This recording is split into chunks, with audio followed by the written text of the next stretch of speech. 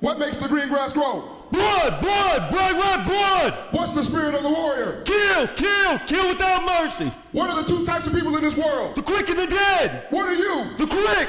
What are they? The dead. Sergeant, let me hear your war cry. Ah! What you just saw was a small part of the training I received while I was in the United States Army. I joined just after September 11th. They train you to harness a deep inner rage, a hidden rage, a rage that most people don't even know they have. In combat, that rage can keep you alive, but at home, that rage can kill you. Let me back up a second and tell you why I joined the Army.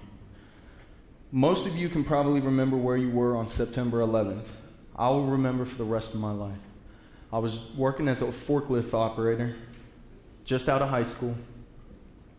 I'm driving around and everyone disappeared. I don't know where anybody is. So I head up to the front of the building and everybody's around a small 13-inch TV. As I walk up, I watch the second plane hit the Twin Towers. I knew at that moment that I was going to join the military. Before I made it to Iraq, I spent about a year in Central America. It was beautiful. This is the upside to the Army. You get to see the world. I spent about a year bouncing around the jungles of Panama, Nicaragua, Honduras. I fell in love with the culture. I got to see and try new things.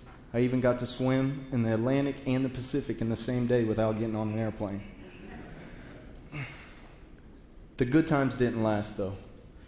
In 2004, my unit received orders to deploy to the Middle East in support of Operation Iraqi Freedom. We were going to be stationed in Tikrit, Iraq. It's Saddam Hussein's hometown, right in the heart of the Sunni Triangle. About halfway through my tour, we received orders to go to Fallujah. At the time, the insurgents controlled the entire city of Fallujah, and we were sent in to recapture the city. I was a turret gunner hanging out of the top of a Humvee on a 50 cal. And I was going to be the eyes and ears of the convoy. The drive from Tikrit to Fallujah was only supposed to take about 10 hours, even with the slow military vehicles. But the enemy had other plans. On the way down, they started blowing up bridges and setting up ambushes along the way. We would redirect our path each time we'd come into a new contact. And after 36 hours, with nonstop combat, no sleep, and high stress, your mind starts to play tricks on you. I start seeing things that aren't there, start hearing things that aren't there. You start to lose control of your rage. At some point, the second night with no sleep, I must have fell asleep, dozed off, the cool air rocking me to sleep, because I awoke to total chaos, gunfire. I remember hearing that AK-47 rounds hitting the side of the Humvee just inches from my head. Tink, tink, tink, tink. I woke up, fear washed over me. I remember the pink glow of RPGs shooting through the air in every direction. Total chaos, explosions all around me. I lit up the 50 cal. Thump, thump, thump. Thump, thump, thump. Thump, thump, thump. Moving from one target to the next. In the middle of all this chaos, I could hear somebody laughing. And I thought to myself, who could be laughing at a time like this? And then I realized it was me laughing. I felt like I was finally losing control of that rage they taught me to harness. Come time to leave Iraq, and they asked for volunteers to stay. They needed somebody to find and neutralize the IEDs that were killing so many people. It wasn't a decision that I took lightly, but if I didn't volunteer, they were going to pick people. And I wasn't married, I didn't have kids, and I didn't want them to pick somebody with a family. So I volunteered for a second tour. That second tour, we spent 3 or 4 vehicles to go out every day. We'd drive about 10 miles an hour down the road, barely moving. We'd look at the side of the road, try to find the IEDs, improvised explosive device, and we'd wait for the road to blow up on us. While in Iraq, I lost 7 of my best friends. Sergeant, attention! Right, peace! Present arms!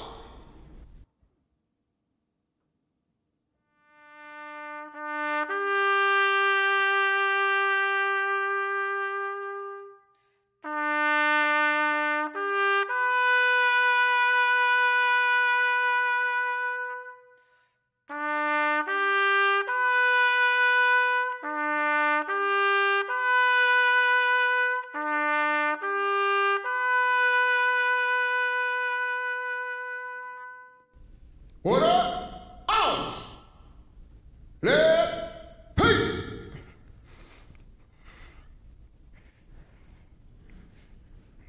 Forgive me. My transition home was difficult, to say the least.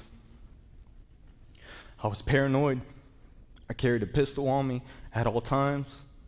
I assessed the threat level of every person or place I came in contact with. Driving through my family's neighborhood, I drove in the middle of the street in fear that the side of the road was going to blow up and kill me. On the outside, I looked like every other 21-year-old college student. I bought the newest clothes. I played beer pong, chased girls, rooted for the Buckeyes. But inside, there was something wrong. After a few months, my family and friends convinced me that there was something wrong and I needed some help. I went to the VA, walk-in mental health clinic, and I told them, you guys got to help me. I'm going to hurt someone. I don't want to. I carry a pistol to protect myself, but I'm scared. They gave me a prescription for a sleep aid and sent me on my way. Told me to come back in 6 months. I didn't make it 6 months.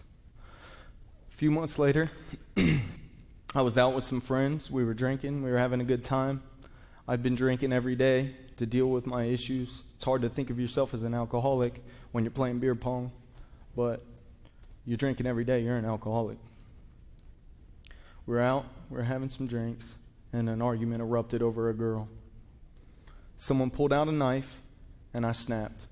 I pulled out my pistol. The prosecutor said, I moved through the room in a tactical manner, clearing the room, laid everybody on the ground. I took the knife from him, and I began beating him. And I beat him, and I beat him. A few days later, I got arrested for attempted murder and several other charges. Some I did, some I didn't do. When I went in for sentencing, my judge told me, Mr. Chambers, your service is a double-edged sword. Your time in Iraq makes you a threat to society, and I have a civil obligation to lock you up. I received 10 years, and here I am today. Some of you that are familiar with the TEDx format are probably waiting on my call to action, but you just did it. Find a veteran and listen to a story. A lot of us just need somebody to talk to. Sergeant, attention! Sarge, it's okay. You're home now, man. It's over. You're safe. Welcome home. At ease.